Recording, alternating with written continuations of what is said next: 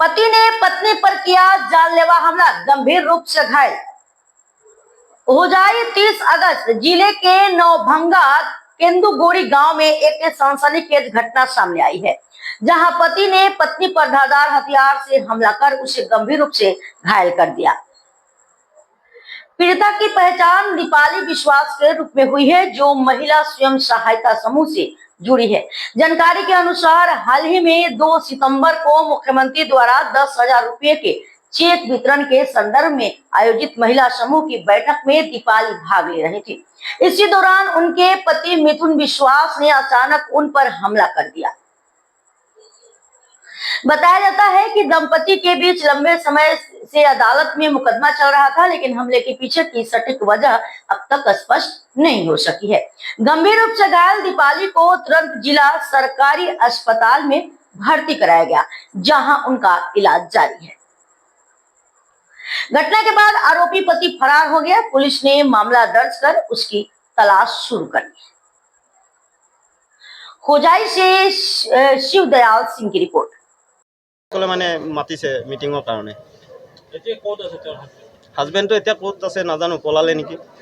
তাৰপৰা মাৰি মানে পলায়ন কৰিছে। মাৰি পলাইছে। দাদি কোবাইছে ন? দাদি কোবাইছে। যিজন আহত হৈছে মহিলাগৰাকী কি নাম?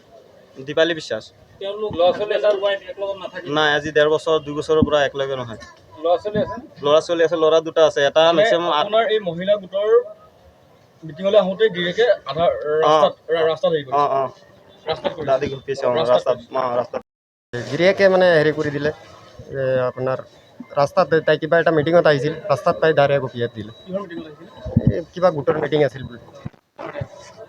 কি কাৰণে মানে সিহঁতৰ এনেই আগৰ পৰাই মানে কি লাভ কেছ চলি আছে, কোৰ্টত কেছ আছে, কোৰ্ট কেছ চলি আছে 1.5 বছৰৰ পৰা।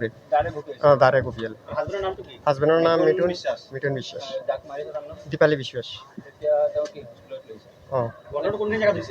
কেন্দুগুড়ি।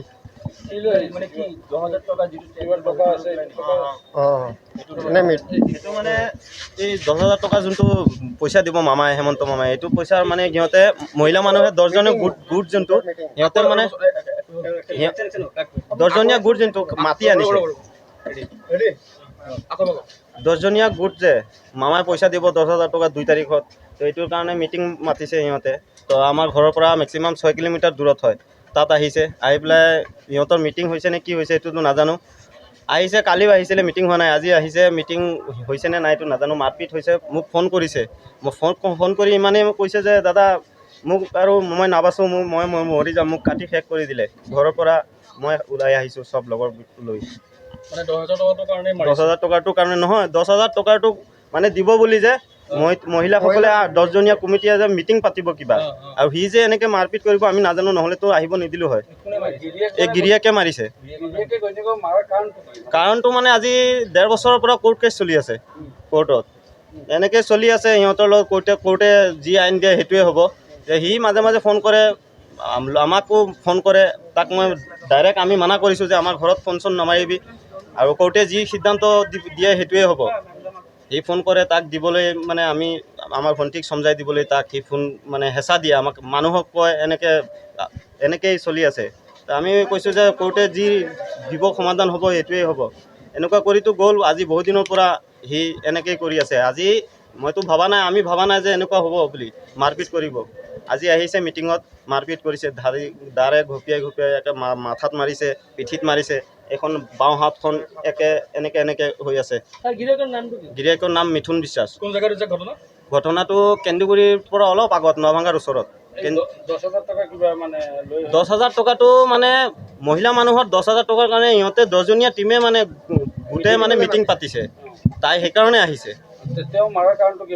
মাৰাৰ কাৰণটো নাই এইটো বিচৰা নাই।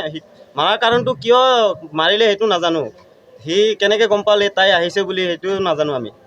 মানে যিটো CM